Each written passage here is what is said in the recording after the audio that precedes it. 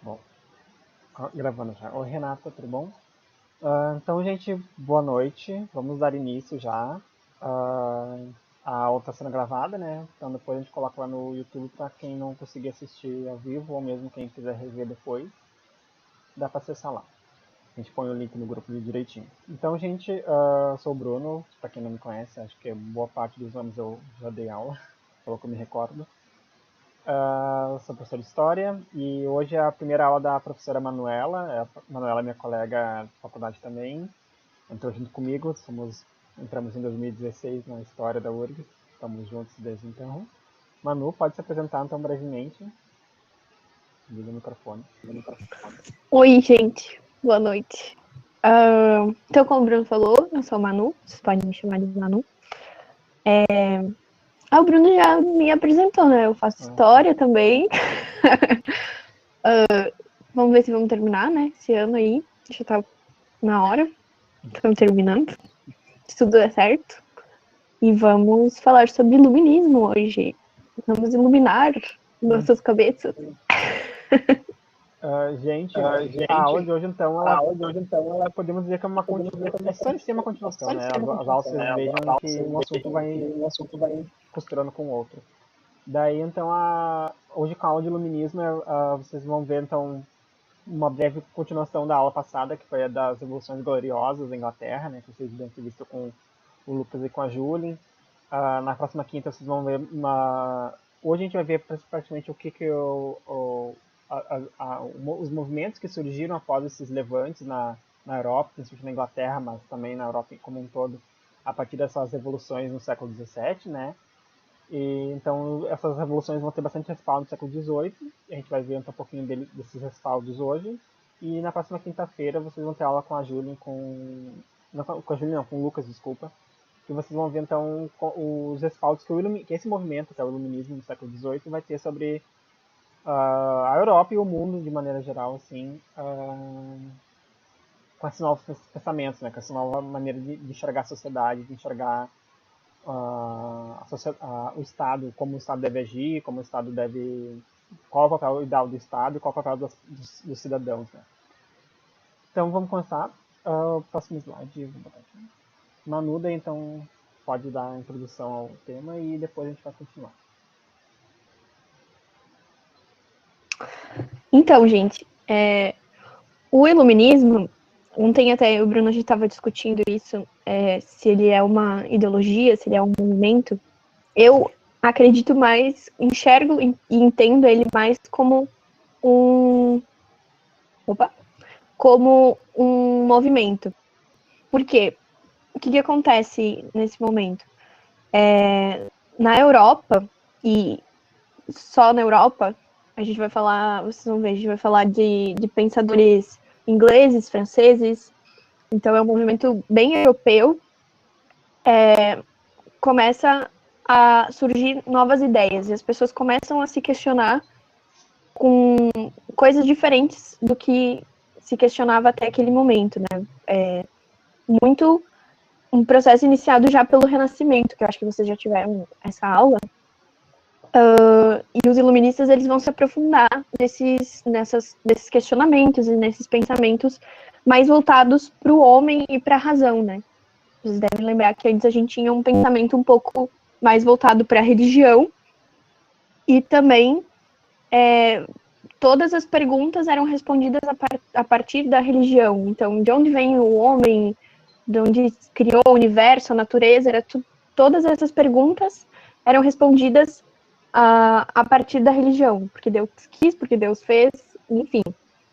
E então, o iluminismo ele é esse movimento em que vários pensadores vão se questionar de forma diferente, e principalmente na política, né? Vão começar a questionar o poder do rei e, portanto, o absolutismo, né?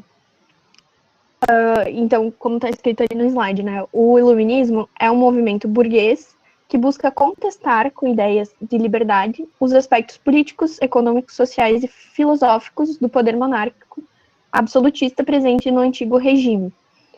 Então, no centro de todas as questões está a liberdade das pessoas, tanto de pensarem o que elas querem pensar, quanto a forma como elas querem viver em sociedade, tudo isso vai ser contestado, né?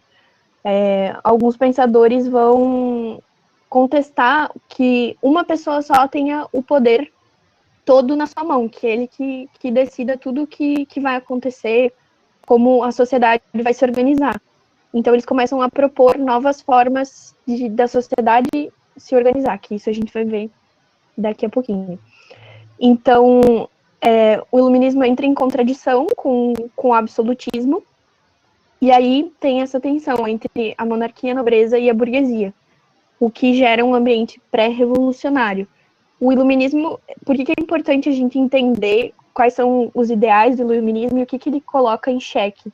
Porque é um movimento que vai inspirar muitas coisas importantes depois, como a Revolução Francesa, que é um momento que vai se cortar literalmente a cabeça do rei, né? Então, ele é bem importante também depois na Revolução nos Estados Unidos, quando os Estados Unidos se separa da Inglaterra, né? Então, muitas ideias importantes que foram inspiradas pelo iluminismo. E eu acho que aqui eu queria fazer uma ressalva. Eu não sei se vocês. Porque às vezes eu acho que fica meio confuso a diferença entre nobreza e burguesia, né? E é bem importante que a gente entender qual é a diferença entre nobreza e burguesia e como que essas duas classes vão estar se opondo e às vezes se aliando, né? Depois, eu não me lembro se isso aparece lá no último slide, mas eu vou falar agora. A diferença entre nobreza e burguesia, basicamente, que a nobreza é como se ela fosse uma extensão do rei, dos poderes do rei. São as pessoas que são ligadas e que têm privilégios, né? Enquanto a burguesia é uma classe social inferior, mesmo que muitas vezes eles tenham mais dinheiro que os nobres, porque eles são os ricos. Só que eles não têm tanto privilégio, porque quem tem privilégios é a nobreza, né? Por estar mais próximo ao rei. Então, eles são uma classe social inferior, não um dinheiro. Isso talvez seja um pouco difícil para a gente entender hoje, porque a gente vive uma sociedade que ela é muito regida pelo dinheiro. E nessa época não era bem assim. Então, todos esses pensadores que a gente vai conhecer hoje, vai entender melhor o que eles pensavam, o que eles defendiam, são burgueses. Ou seja, são pessoas, e alguns, inclusive, são nobres. Por exemplo, o Barão de Montesquieu tinha um título de nobre. São pessoas, e a gente tem que situar, né, isso, são homens brancos europeus que estão discutindo ali seus privilégios e as coisas que incomodam a eles. São pessoas que tinham acesso à educação e que podiam ficar discutindo esse tipo de coisa, né? Depois a gente vai problematizar um pouco mais isso. E por que iluminismo, né? Ali a gente colocou o período também conhecido como século das luzes, porque foi considerado um momento em que as pessoas se iluminam, assim, e elas começam a pensar coisas diferentes, como eu estava falando. Claro que isso a gente também tem que problematizar, né? Porque quem é que deu esse nome para eles e para esse período? Pessoas que consideravam que esse período é importante, não tirando a importância. Esse nome vem disso, porque entendiam que as pessoas estavam se iluminando com ideias novas. Acho que é isso, Bruno. Não sei se tu quer acrescentar alguma coisa. Não, isso mesmo. Dá para trazer também a questão de como os pensadores dessa época acreditavam que os séculos passados era uma idade sem luz, né? Se o século XVIII é o século das luzes, o século XIV e uns dos séculos anteriores é o século das trevas, por exemplo, né? É a idade das trevas, que é o que eles chamavam, então, a Idade Média. Eu cheguei a comentar, eu e a Júlia chegamos a comentar com vocês que esse nome pejorativo de Idade das Trevas foi um nome dado posteriormente e é um nome que tem uma carga negativa, né, para mostrar que esse período foi guiado pelas questões mais a igreja, né, foi quem comandou a boa parte não, comandou quase toda a Idade Média, sempre com a religião sendo o guia, né, das ideias de se viver em sociedade, de se comandar a sociedade, se organizar a sociedade. E vem então esses pensadores no século XVIII deixando a religião de lado, deixando as questões que, como a Manu falou, porque Deus quis, porque os reis governam com o saber de Deus, com a bênção de Deus, sendo que não, os pensadores vão dizer que os reis governam mediante contratos sociais, as pessoas se colocam para ser governadas porque elas precisam depender de um Estado, as coisas que a gente vai ver ao longo dos slides de hoje. Já que tu perguntou ali, é por uma questão de poder e não de bens, que se referia ao que é a nobreza sim, a nobreza ela tá ali ao redor do rei, né? Ela é um... Ela tá digitando. A nobreza ela tá realmente em volta ali, ela frequenta a corte em razão de querer poder, mas também em razão de querer os privilégios que está naquela posição ali dão, né? A treta entre a nobreza e a burguesia. A burguesia realmente... as duas classes buscam poder, se é isso a tua dúvida. As duas classes sim buscam poder, porque, enfim, né, o homem vai. Vários filósofos, psiquiatras, enfim, várias correntes de pensamento vão colocar a busca constante do homem por poder, né? Foucault, enfim. E a questão é que a nobreza ela se aproveitava de ligações familiares, ligações de favores com o rei, com de fato a figura central que comandava a sociedade. E a burguesia ela conseguiu o seu poder através do capital, do dinheiro, né? Então a burguesia só existe a partir do momento que começa a existir esse sistema capitalista. Tanto vocês lembram na Idade Média que existe a burguesia, esse nome vem dos burgos. O que eram os burgos? Eram pequenos vilarejos, pequenos projetos de cidades, por assim dizer, que existia uma constante vida econômica naquele lugar, diferente dos feudos, né? Os feudos eram lugares fechados, onde lembra que não, era amonetário, não existia troca de comida por moeda, era comida por comida, se plantava para subsistência. Chegou um momento que começou a superlotar esses feudos, né? Então as pessoas começaram a sair desses feudos e ir para outros lugares. Esses outros lugares, em algumas vezes, acabavam sendo esses burgos, que eram lugares onde era assim permitido essa vida comercial, essa troca monetária, né? Produtos por uma moeda, por metais, etc. Então, a partir do momento que começa a ter essa retomada dessa vida guiada pelo sistema econômico, onde o sistema econômico é de suma importância para a sobrevivência da sociedade, e não mais só o sistema de feudalismo, lembra que é a questão de plantar para subsistência, se defender dos inimigos, dos invasores, etc. E é importante lembrar, né, que antes da Idade Média existia assim um sistema comercial na região Europa, Ásia e África, e isso acabou ficando de lado durante o período da Idade Média, porque a igreja, de certa forma, condenava essas práticas comerciais, principalmente a prática da usura, que é o lucro, né, diante do comércio. Com o suplantamento dos feudos e a própria também, podemos dizer, uma baixa do poder da igreja, né, após as crises, após a peste bubônica, guerras, etc., com a falta do controle da igreja sobre esses lugares, que é os burgos, por assim dizer, as pessoas que comandavam, as pessoas mais poderosas desses lugares, esses burgos, acabam ascendendo e tendo uma projeção além dos burgos deles. Então eles acumularam muitas riquezas, por assim dizer, e essas riquezas vão ser ao longo de heranças por herança, seus familiares, vai crescendo, até virar a classe, né, burguesa. Assim, eram poucas pessoas no século XIII, século XIV, que pertenciam a esses burgos. No século XVIII, onde a gente está estudando agora, vão ser milhares assim, de pessoas que vão deter esse... Claro, comparado à própria sociedade em si, também cresceu bastante comparado ao século XIV, mas vão ser bastante pessoas que vão ter essa ideia de... esse poder, que é o poder capital, é o poder do dinheiro, comparado à nobreza, que essas são as pessoas, como eu falei antes, que estão ali devido a laços sanguíneos, devido a favores, estão ali mais em função do rei mesmo e por causa do rei, tanto que assim que o rei cair, elas também vão sair, né? E a burguesia não depende do rei. Então, quando o rei cair, tanto que a própria burguesia que vai arquitetar a queda do rei nas revoluções, ou na maioria das revoluções.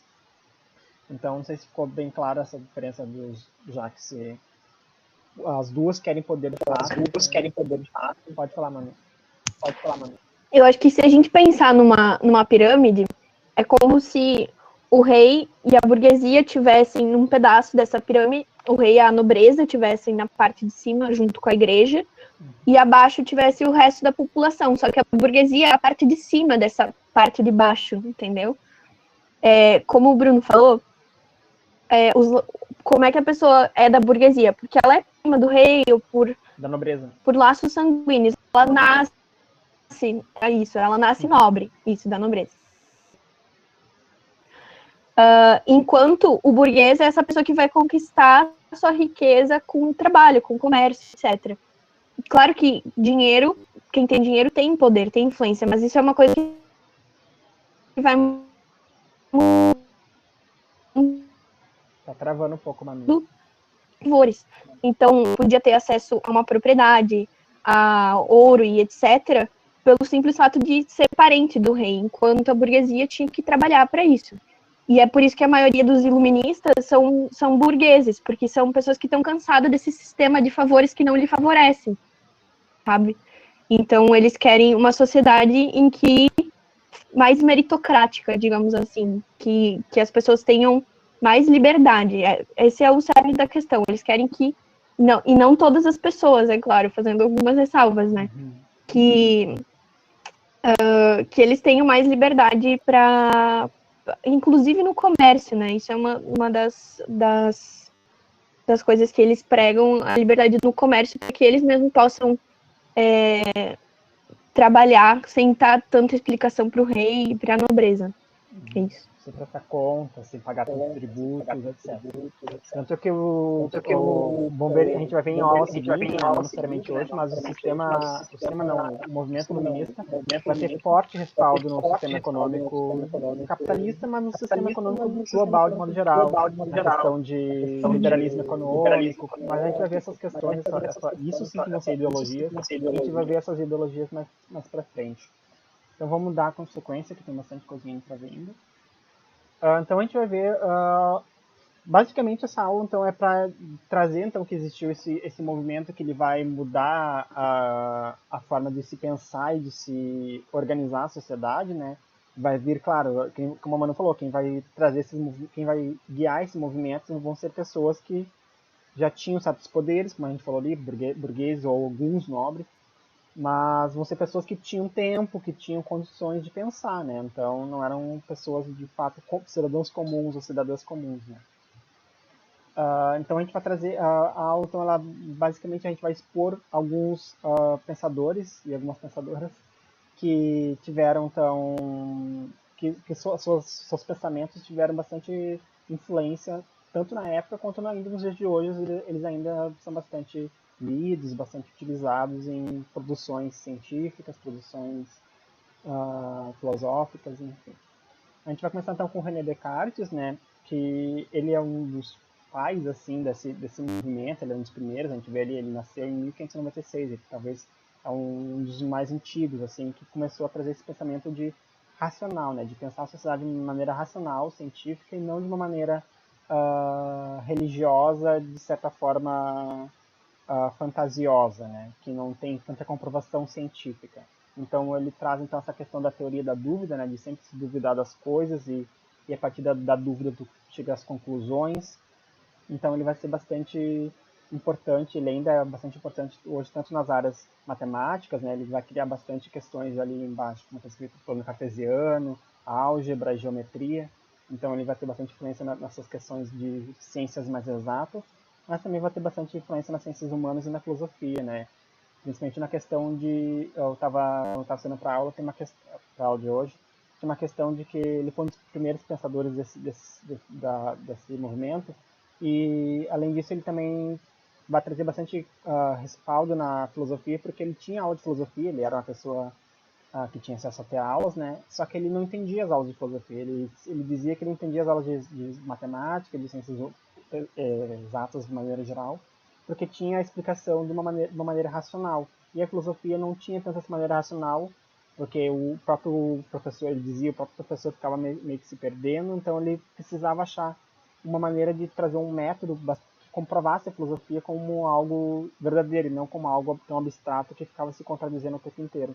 Então ele vai ser bastante importante para a filosofia nesse sentido, de colocar a filosofia como tem um método para se pensar filosoficamente e guias e leis, enfim, para se pensar a filosofia e não ficar uma coisa que ora é desmentida, ora é verdadeira, enfim. O próximo é que a gente vê, então. Eu quero falar uma coisinha. Pode falar. Sobre o Descartes.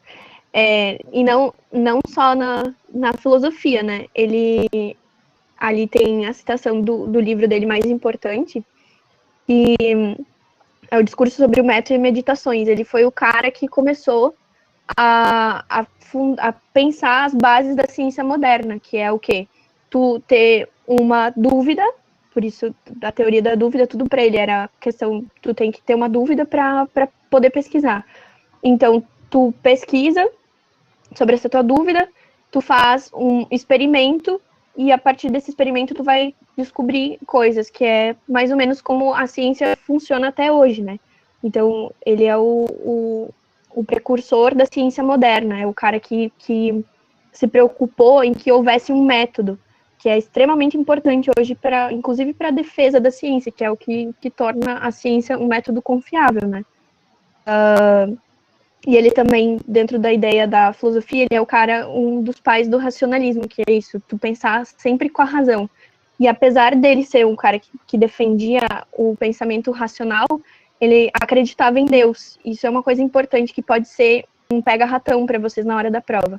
Apesar dos iluministas contestarem a igreja, o poder da igreja e tudo que ela falava, eles acreditavam em Deus. Eles eram homens que acreditavam num ser superior, enfim, mas eles queriam buscar respostas para entender a natureza, as questões matemáticas, físicas. Então, eles não se contentavam somente com a resposta da igreja, mas mesmo assim, eles acreditavam em Deus. Isso é uma coisa importante. E é isso. Pode seguir, Bruno. E tem essa frase super importante dele, do penso, logo existo, que talvez seja bom vocês associarem algumas frases com esses pensadores, porque se cair na prova vocês podem associar, porque apesar deles terem uma linha de pensamento muito parecida, eles defendiam coisas diferentes. Então, nessa ideia do racionalismo, ele defende que tu só existe se tu pensar, que tem que pensar por conta própria. Então, essa é a marca dele. Dando continuidade, então, um outro pensador, né, um outro cientista, de maneira geral, desse período é o Isaac Newton, né, que vocês estudam bastante em física, a questão das leis de Newton, né, mas ele também vai ter bastante, além das criações mais para as áreas das exatas, né, das ciências exatas, ele também vai ter bastante contribuição na perspectiva de ciências humanas, né, junto com Descartes, porque ele vai trazer essa necessidade de se comprovar, de se levar a sério as ciências humanas, porque elas possuem método para se pensar. O método é a questão de como se provar o seu pensamento, né? Então, se possui um método para se pensar a história, para se mostrar que aquilo lá é um fato histórico ou não. Existe um método para pensar que aquilo é ciência política, como se aplica na sociedade ou não. Então, junto com Descartes, Newton vai ter bastante influência nessa questão de aplicar leis e métodos para se pensar tanto as questões exatas, né, matemática, física, química, biológica, quanto as questões humanas que, como o próprio Descartes vai trazer, é algo que nasce com o homem, né? Então, se não tivesse os humanos, não existiria ciências humanas, né? Mas, possivelmente, eles dão a entender que se não existisse humanos, ainda existiria matemática, física e química, porque o universo em si, de maneira geral, ainda acaba existindo sem necessariamente alguém pensar sobre ele. A maçã ainda vai cair da árvore, vai ter esqueci o nome agora, da coisa que traz para o centro da Terra, gravidade, vai existir a gravidade independente se existe raça humana ou não, ou alguém pensando sobre gravidade. Já não vai existir história se não tiver alguém pensando, alguém escrevendo e produzindo e deixando isso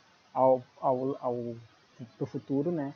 Porque foi uma pessoa humana, né? que fez, que escreveu, que observou aquele fato histórico em suma. Alguma coisa, mas não posso passar? Só ressaltando, né, a importância do Newton na física, ele é um dos caras mais importantes, vocês devem saber, né? Que foi ele que, apesar de haver contradição da história da maçã, foi ele que fez os primeiros experimentos para comprovar a gravidade. Foi ele que criou o telescópio refletor ali, que tem ali no desenho da maçã, para falar sobre as cores e a reflexão da luz, a velocidade do som. E ele foi super importante também para falar sobre o heliocentrismo, que é a ideia de que não é a Terra que gira, que está no meio do universo, né? Uma ideia que o Galileu Galilei já tinha tentado colocar antes, mas que foi rejeitado.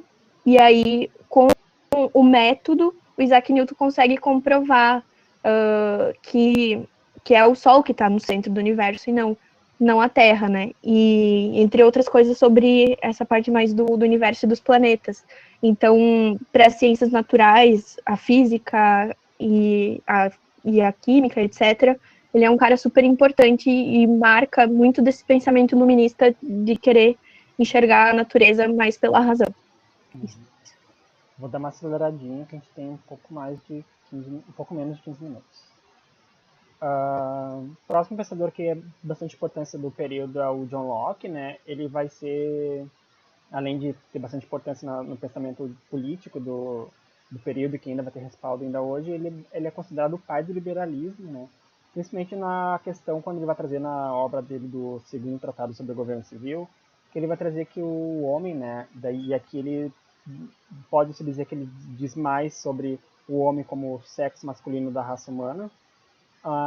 Esse homem tem direitos naturais como propriedade, vida e liberdade, e a partir disso vai surgir a necessidade de ter um Estado, uma instituição que coordene, que administre esses direitos naturais como propriedade, vida e liberdade, porque se não existisse essa instituição, possivelmente outros homens iriam se sobressair sobre outros homens e acabaria que existiria então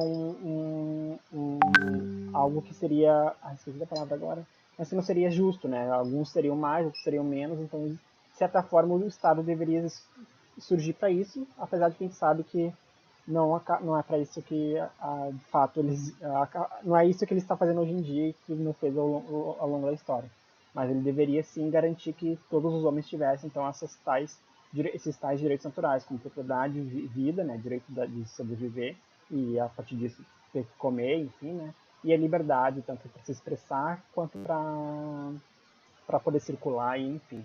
E vai tentar, então a questão vai aí nessa questão da liberdade que ele vai ter bastante conflito, né, com os governantes, com os reis absolutistas, porque eles eram considerados como a principal ordem, né, a principal mandante da sociedade. Então era ele que definia quem tinha liberdade e quem não tinha.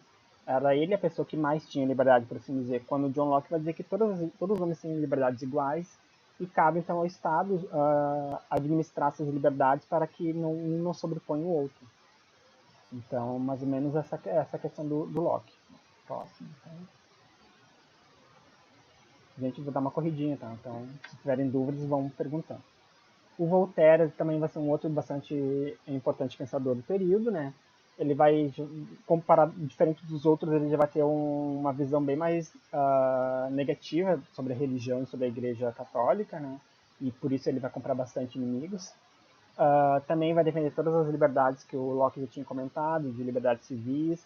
Vai defender, apesar de não ser, de criticar e questionar bastante, vai ainda sim defender a liberdade religiosa, né? Tanto que ele vai trazer aquela frase ali que tem no slide ali embaixo. Não concordo com a sua palavra do que dizes.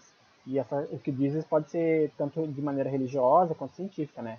Mas ele vai defender o teu direito de dizê-lo. Então a tua liberdade de dizer o que tu tem para dizer, ela religiosa, científica, filosófica, ele vai te defender. Agora ele concordar ou não com isso é outros 500. Então ele traz em pauta é a questão de liberdade é um direito natural do homem, né?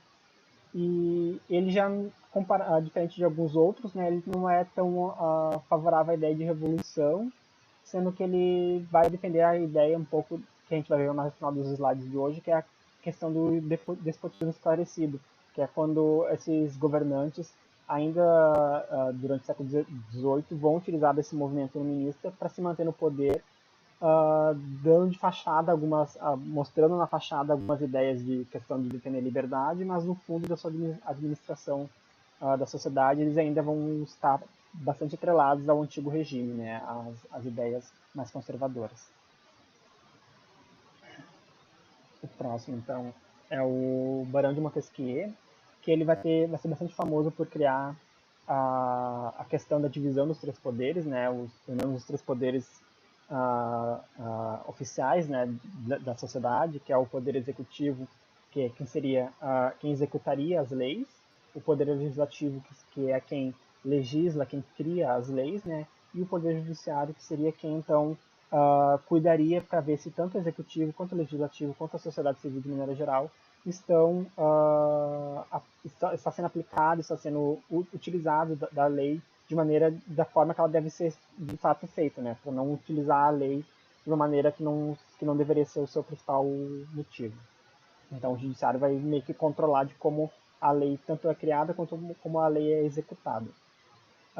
De maneira geral, né, trazendo para o presente, para a sociedade do presente, o executivo é a presidência, né, o legislativo é a Câmara de Deputados e Senadores, e o judiciário seria então o Supremo Tribunal Federal, né, que é quem deveria cuidar se as leis que já estão escritas estão sendo aplicadas e executadas de maneira coerente com o que elas dizem. Aqui uma frasezinha dele de todo homem que tem poder é tentado a abusar dele, de maneira que é preciso pela disposição das coisas e que o poder freie o poder, né? Então é essa questão de que o poder ele é algo que os humanos sempre vão almejar, mas ele também ele vai ter que entrar nessa questão das liberdades e ele vai ter que ter um limite de onde o teu poder vai sobressair sobre o poder da outra pessoa que também tem sua liberdade, né? Então ele vai trazer essa questão de como balancear de fato os poderes, tanto os poderes que governam a sociedade quanto os poderes civis comuns, e como esses poderes não entram no espaço, na cerquinha, por assim dizer, do outro, né, que é o diferente de mim. Eu só queria falar uma coisa do Montesquieu, essa frase ali, é porque, além de ele criar os três poderes, ele entendia que os três poderes eles tinham que ser autônomos e que eles deveriam se regular entre si para não haver abuso de poder. É bem nessa ideia de que para acabar com essa ideia de que uma pessoa só tenha todo o poder. Então, como resolver isso se o ser humano, como o Bruno estava falando, é tentado todo momento pelo poder, né? Então, esses três poderes, além deles terem funções distintas, eles também têm essa função de se autorregular, o que é uma coisa bem interessante para a gente pensar no Brasil hoje, né? O que está acontecendo dessa briga entre executivo, judiciário, legislativo, e como esses poderes hoje no Brasil eles estão. Qual o problema, né?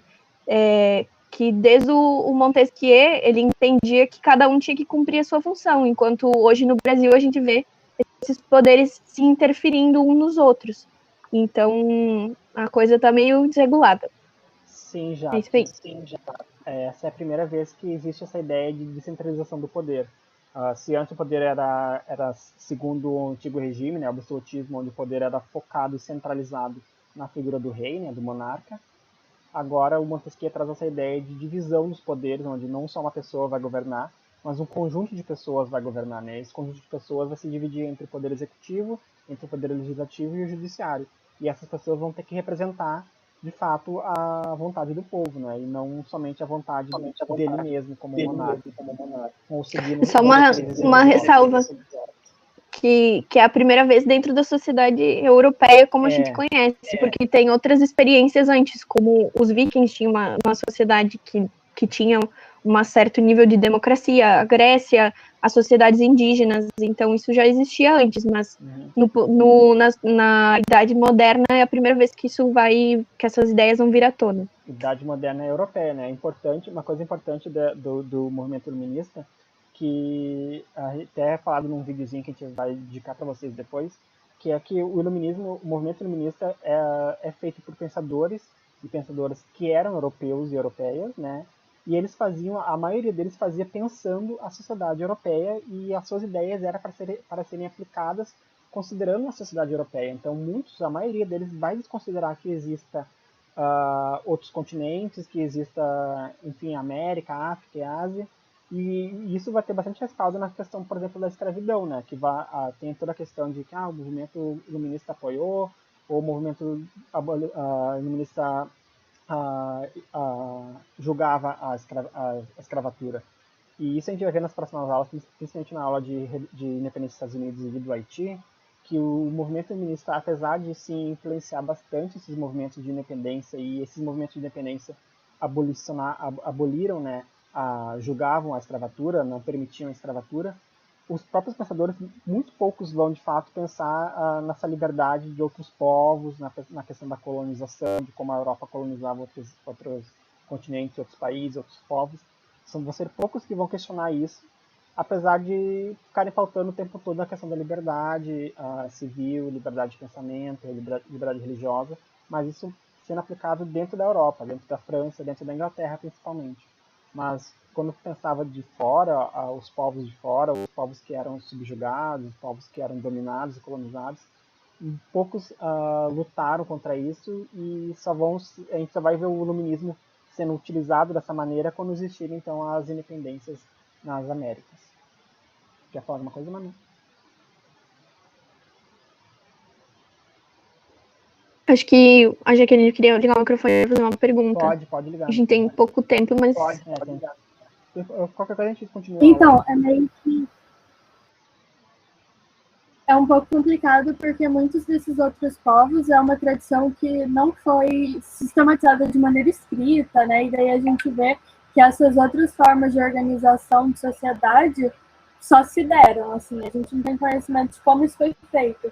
E daí eu estava perguntando se foi a primeira vez que a descentralização foi sistematizada assim, porque tem essa escrita de como podem se dar esses três poderes, a regulação, um regulando o outro, porque existiram algumas dinastias da Ásia, por exemplo, que eram um poder descentralizado, mas de outras maneiras. A gente não vê essa proposta de sociedade, mas sim esse poder se regulando, sabe, meio que automaticamente, porque meio que se deu. E daí eles estão primeiro pensando para depois botar em prática. Por isso eu chamei mais de sistematização, assim, para perguntar se é a primeira vez na sociedade europeia e na sociedade que a gente conhece, assim, como um todo mesmo. Uhum. Posso falar, Manu? Posso falar? Oi? Posso falar? Pode. Perfeito, já que é bem isso mesmo. E a gente também tem que considerar que se foi a primeira que foi escrita, se foi a primeira que foi pensada, isso talvez é bastante duvidoso mesmo, né?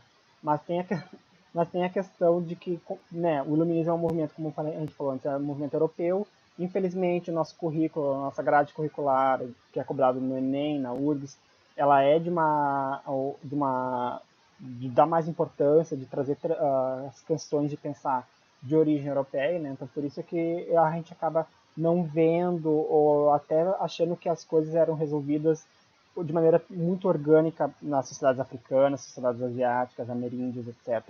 Mas a gente só não sabe de fato como é que elas foram, porque tanto a questão da colonização bastante não deixou isso sobreviver até hoje, né? Se existiram diversos tipos de sociedade, como elas se guiavam, se existia alguma explicação, talvez escrita ou não necessariamente, mas sobre elas, muito pode ter se perdido porque o processo de colonização não permitiu que elas sobrevivessem, que essas ideias sobrevivessem. E também tem a questão de que muitas dessas sociedades, principalmente as sociedades ameríndias, elas utilizavam da cultura oral, né, para continuar a sua cultura. Então era passado de geração por geração o jeito que se governava, o jeito que se agia, o que era permitido e o que não era permitido. E não ter algo tão escrito, isso acaba, de fato, não ficando pra gente no futuro dessas coisas, né? Não ficando há 300 anos escrito.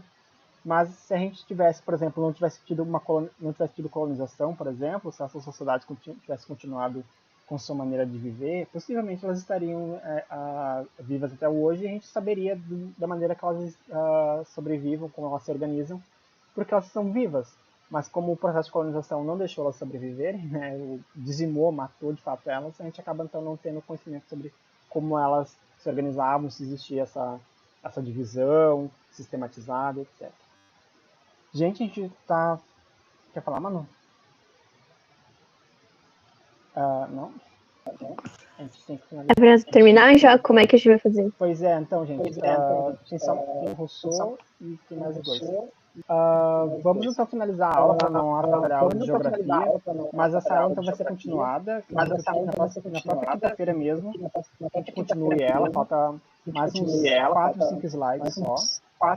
Falta mais os 2 pensadores importantes, assim, e depois a gente vai falar das pensadoras iluministas e como o processo do movimento iluminista teve o respaldo nos governantes da época da Europa, né? Que a gente vai ver então discutível e esclarecido. Certo, gente? Então, muito obrigado pela aula. Manu. Tchau, gente. Prazer conhecê-los. Espero vê-los em breve. A gente vai continuar a aula na quinta. Então. Tá, gente? Estão digitando. Eu tô lendo as mensagens aqui. Beijos. Fiquem em casa. Se puder. Tchau. Tchau. É.